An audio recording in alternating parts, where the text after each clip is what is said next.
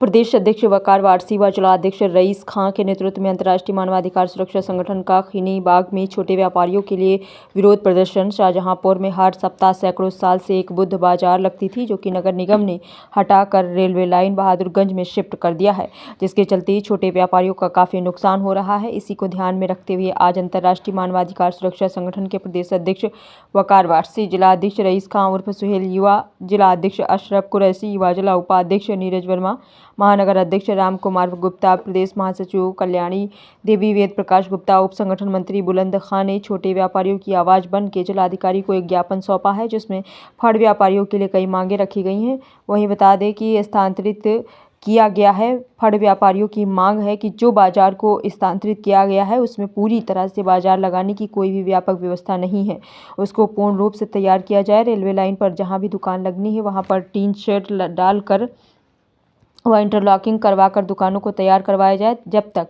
दुकान तैयार नहीं होती है तब तक बाजार को वर्षों से लगती आ रही जगह पर ही लगाने दिया जाए। पूरे भारतवर्ष में सैकड़ों सालों से साप्ताहिक बाजारें लगती आ रही हैं, उसी में एक बहादुरगंज शाहजहांपुर की भी साप्ताहिक बाजार लगती है। प्रदेश अध्यक्ष ने कहा कि अगर हमारी मांगे शासन प्रशासन नहीं सुनता है तो हम छोटे व्यापारियों के साथ मिलकर इसका विरोध प्रदर्शन करते रहेंगे। सारे व्यापारियों का दुख वकार वारसी ने एक ही शेर में बयां कर दिया है। आप जो चाहते हैं हालात बदल सकते हैं, आप जो चाहते हैं हालात बदल सकते हैं और इनकी आंखों के आंसू आपकी आंखों से निकल सकते हैं। आप तो ठहरे रहे झील की पानी की तरह, आप तो ठहरे रहे झील की पानी की तरह, दरिया बनते तो बहुत दूर निकल सकते हैं।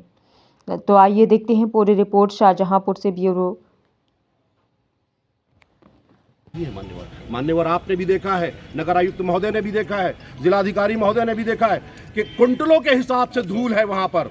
मान्यवर धूल में कपड़ा बेचने वाले छोटे व्यापारियों का माल खराब हो गया, जिसमें हजारों रुपए का नुकसान हुआ। क्या ये बात गलत है मान्यवर कि जब बाजार को स्थापित किया गया था उस बाजार के व्यापारियों को यह आश्वासन दिया गया था कि हम यहाँ पर पानी का छिड़काव करेंगे, इंटरलॉकिंग की व्यवस्था करेंगे, टीन शेड की व्यवस्था करेंगे। मान्यवर ऐसा कुछ नहीं हुआ, जिससे छोटे व्यापारियों का बहुत बड़ा नुकसान हुआ है। मान्यवर इनके ऊपर आर्थिक संकट गहरा गया है।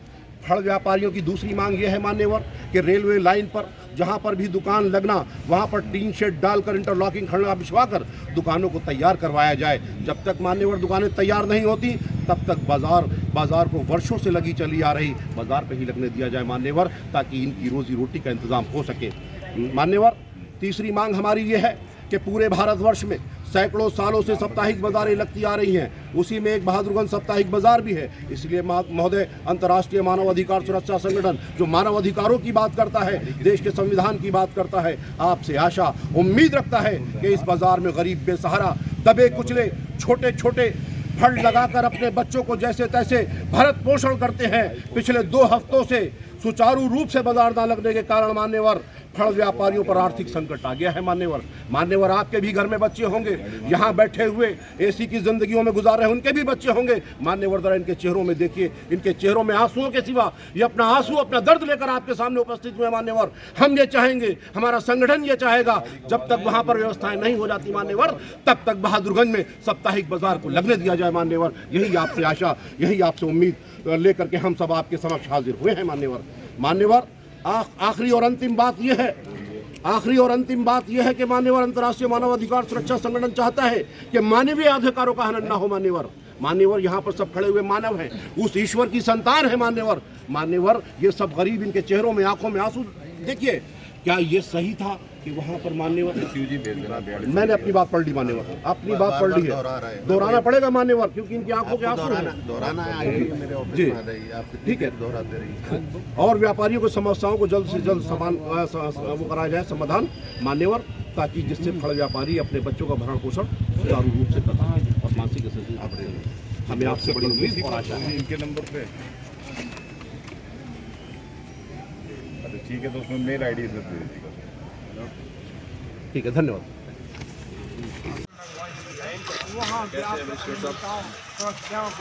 छोटे फल व्यापारियों को लेकर अंतर्राष्ट्रीय मानव अधिकार सुरक्षा संगठन जो मानव अधिकारों की बात करता है, हम आपके जरिए से जिलाधिकारी महोदय तक इन छोटे छोटे फल व्यापारियों की कुछ मांगे हैं जो आपके सामने प्रस्तुत कर रहे हैं।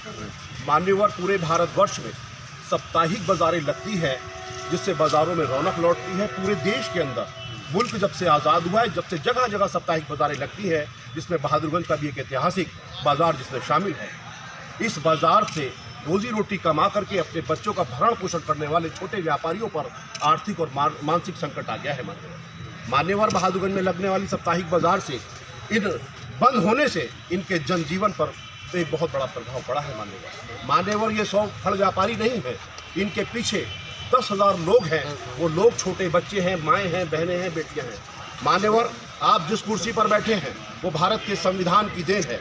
तो मान्यवर मैं अपनी बात को यहीं से शुरू करता हूँ कि आप जो चाहते तो हालात बदल सकते थे, आप जो चाहते तो हालात बदल सकते थे और इनकी आंखों के आंसू आपकी आंखों से निकल सकते थे। आप तो ठहरे ही रहे झील के पानी की तरह, दरिया बनते तो बहुत दूर निकल सकते थे।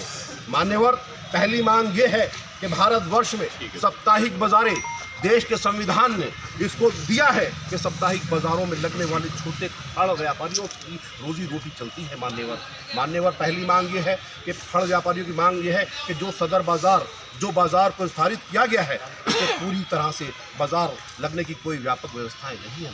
मान्यवर आपने भी देखा है, नगर आयुक्त महोदय ने भी देखा है, जिलाधिकारी महोदय ने भी देखा है कि कुंटलों के हिसाब से धूल है वहाँ पर। मान्यवर धूल में कपड़ा बेचने वाले छोटे व्यापारियों का माल खराब हो गया, जिसमें हज़ारों रुपए का नुकसान हुआ। क्या ये बात गलत है मान्यवर कि जब बाज़ार को स्थापित किया गया था, उस बाज़ार के व्यापारियों को यह अनुशासन दिया गया था कि हम यहाँ पर पानी का छिड़काव करेंगे, इंटरलॉकिंग की व्यवस्था करेंगे, टीन शेड की व्यवस्था करेंगे। मान्यवर ऐसा कुछ नहीं हुआ, जिससे छोटे व्यापारियों का बहुत बड़ा नुकसान हुआ है। मान्यवर इनके ऊपर आर्थिक संकट गहरा गया है।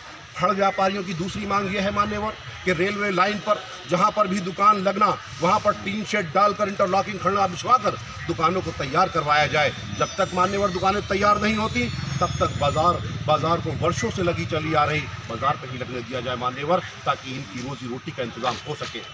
मान्यवर तीसरी मांग हमारी ये है कि पूरे भारतवर्ष में सैकड़ों सालों से साप्ताहिक बाज़ारें लगती आ रही हैं, उसी में एक बहादुरगंज साप्ताहिक बाज़ार भी है। इसलिए महोदय, अंतर्राष्ट्रीय मानव अधिकार सुरक्षा संगठन जो मानव अधिकारों की बात करता है, देश के संविधान की बात करता है, आपसे आशा उम्मीद रखता है कि इस बाज़ार में गरीब बेसहारा, दबे कुचले, छोटे छोटे फंड लगाकर अपने बच्चों को जैसे तैसे भरण पोषण करते हैं। पिछले 2 हफ्तों से सुचारू रूप से बाजार न लगने के कारण मान्यवर फल व्यापारियों पर आर्थिक संकट आ गया है। मान्यवर आपके भी घर में बच्चे होंगे, यहाँ बैठे हुए एसी की जिंदगियों में गुजार रहे हैं, उनके भी बच्चे होंगे। मान्यवर जरा इनके चेहरों में देखिए, इनके चेहरों में आंसुओं के सिवा ये अपना आंसू, अपना दर्द लेकर आपके सामने उपस्थित हुए। मान्यवर हम ये चाहेंगे, हमारा संगठन ये चाहेगा, जब तक वहाँ पर व्यवस्थाएं नहीं हो जाती मान्यवर, तब तक बहादुरगंज में साप्ताहिक बाजार को लगने दिया जाए। मान्यवर यही आपसे आशा, यही आपसे उम्मीद लेकर के हम सब आपके समक्ष हाजिर हुए हैं। मान्यवर आखिरी और अंतिम बात यह